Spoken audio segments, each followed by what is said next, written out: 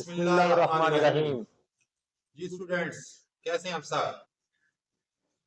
Math की practice इंशाल्लाह हो रही होगी और ये आपके लिए बहुत जरूरी है। तो आज हम 9th क्लास के मैथ साइंस मैथ्स की थ्योरम नंबर 3 के मुतालिक बात करेंगे। ये चैप्टर 12 है, इसका थ्योरम 3।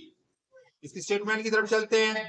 इसकी स्टेटमेंट है the right bisector of the sides of a triangle are concurrent. Right bisector of the sides of a triangle are concurrent, तो यानी किसी भी ट्रायंगल की जो साइड्स हैं उनकी जब राइट बाइसेक्टर्स खींचे जाए तो आपस में इक्वल होंगे। उसके लिए सबसे पहले हमें गिवन है, गिवन में सिर्फ जस्ट एक ट्रायंगल है ए बी सी। प्रूफ हमें साबित क्या करना है, इसका बाकी का हिस्सा जो है वो right bisector of A B and B C and C A are concurrent, ये चीज हमने यहां पर साबित करनी है। तो इसके लिए हम थोड़ी सी कंस्ट्रक्शन करते हैं। सबसे पहले क्या करेंगे, draw the right bisectors of A B and B C. ये जो ए बी है और ये बी सी है, इसके हम राइट बाइसेक्टर्स जो हैं उनको खींचेंगे और वो पॉइंट ओ के ऊपर जो है वो एक दूसरे को मिलते हैं या कट करते हैं। तो ओ से हम जो है वो इन पॉइंट्स को आपस में मिला देंगे, join O to A B and C. इसके साथ हम इसको ज्वाइन कर देंगे। The main points of this statement is statement and reasons. From the figure we get that in this statement OA is equal to OB, O से A OB के बराबर, OB OC के बराबर और OC OA के बराबर। ये क्यों इक्वल है? इनके इक्वल होने की वजह ये है कि क्योंकि हमने फर्स्ट थ्योरम जो हमने 12 चैप्टर के अंदर किया था उसमें यही था कि each point on the right bisector of the line segment is equidistance from its and point.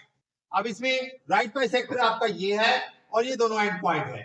इसी तरह ये राइट बाइसेक्टर है, इसके ये दो एंड पॉइंट है और ये राइट बाइसेक्टर और इसके दो एंड पॉइंट्स। तो इसी वजह से ये तमाम साइड्स के जितने एंड वाले पॉइंट्स हैं वो आपस में इक्वल हो जाएंगे। तो इससे फिर हमें क्या मिलता है कि जो इनके दरमियान पॉइंट ओ है वो राइट बाइसेक्टर के ऊपर है।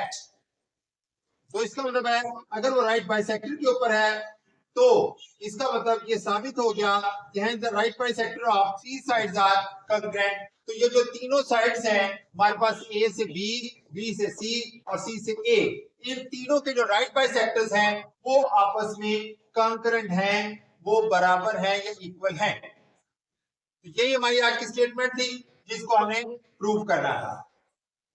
तो इसके अंदर आपने देखा कि आपको जो है लॉट ऑफ प्रैक्टिस की जरूरत है। जब तक आपकी कंसंट्रेशन टोटली आपके क्वेश्चंस के ऊपर नहीं होगी तो आप उसको अंडरस्टैंड नहीं कर सकते। तो इसलिए इसकी स्टेटमेंट को अंडरस्टैंड करना बहुत जरूरी है। तो फर्स्ट ऑफ ऑल आपने इसकी स्टेटमेंट को अंडरस्टैंड करना है, उसके बाद उसकी फिगर को ड्रा करना है और फिर बाकी के स्टेप्स आपने उसके लिखने हैं। तो इसलिए ये बहुत ही इंपॉर्टेंट हिस्सा है, लॉन्ग क्वेश्चंस के अंदर आता है और 8 मार्क्स का होता है। तो इसके ऊपर आपने बहुत ज्यादा तवज्जो देनी है और इसको लॉट ऑफ टाइम जो है आपने रिटन फॉर्म के अंदर हल करना है, तो फिर ही आपको थ्योरम समझ आएगा। इसको रट्टा लगाने की हरगिज कोशिश मत कीजिएगा, क्योंकि रट्टा आपको कहीं भी एक स्टेप भूल गया तो अगला तमाम का तमाम आपके माइंड से निकल जाएगा। तो अगर आप इसको फिगर के लिहाज से समझ के करते हैं तो आपके लिए इसको हल करना कोई मुश्किल नहीं होगा। लेकिन इसके लिए आपको प्रैक्टिस चाहिए। इसको कम से कम जो है 1-2 दफा देखकर और 3 से 4 मरतबा जो है वो जुबानी आप हल करें, तो फिर ये आपके लिए कोई मुश्किल नहीं हल होगा।